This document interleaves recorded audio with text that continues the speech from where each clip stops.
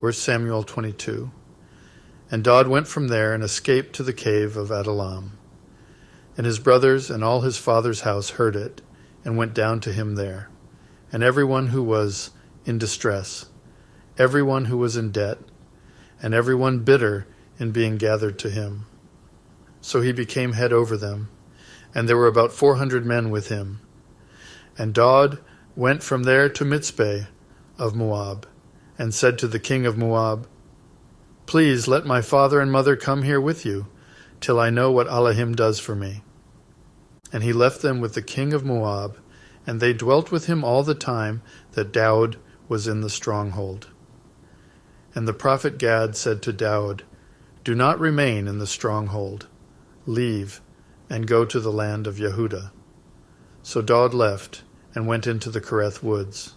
And Shaul heard that Doeg and the men who were with him had been discovered, while Shaul was in Gibeah, sitting under a tamarisk tree in Ramah, with his spear in his hand, and all his servants standing about him.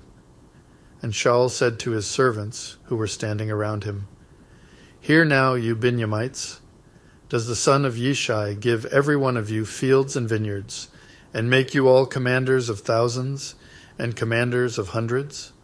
For all of you have conspired against me, and there is no one who reveals to me that my son has made a covenant with the son of Yishai.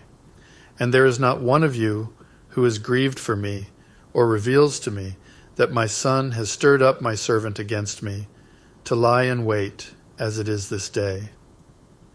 And Doeg the Edomite, who was set over the servants of Shaul, answered and said, I saw the son of Yishai going to Nob, to Achimelech son of Achitub.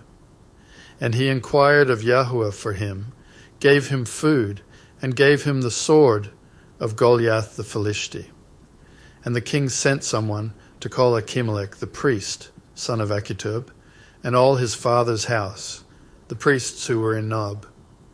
And they all came to the king, and Shaul said, Hear now, son of Achitub. And he answered, Here I am, my Adoni. And Shaul said to him, Why have you conspired against me, you and the son of Yishai, by giving him bread and a sword, and have inquired of Elohim for him, to rise against me, to lie in wait, as it is this day? And Achimelech answered the king and said, And who among all your servants is so trustworthy as Doeg, who I, the king's son-in-law, and has turned aside to your counsel, and is esteemed in your house? Have I today begun to inquire of Elohim for him? Far be it from me. Let not the king lay a case against his servant, or against any in the house of my father. For your servant knew not of all this, little or much. And the king said, You shall certainly die, Achimelech, you and all your father's house. The king then said to the guards who stood about him, Turn and put the priests of Yahuah to death, because their hand also is with Doeg, and because they knew when he fled, and did not reveal it to me. But the servants of the king would not lift their hands to come against the priests of Yahuah. And the king said to Doeg, You turn and come against the priests. So Doeg the Edomite turned and came against the priests, and put to death on that day 85 men who wore a linen shoulder garment.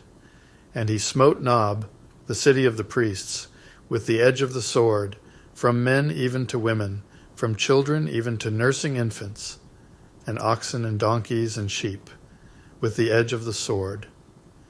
And one of the sons of Achimelech, son of Achitub, named Ebiathar, escaped and fled after Doeg.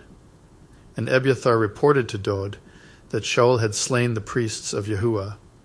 And Doeg said to Ebiathar, I knew that day, when Doeg the Edomite was there, that he would certainly inform Shaul. I am accountable for all the lives of your father's house. Remain with me. Do not fear. For he who seeks my life seeks your life, but with me you are safe.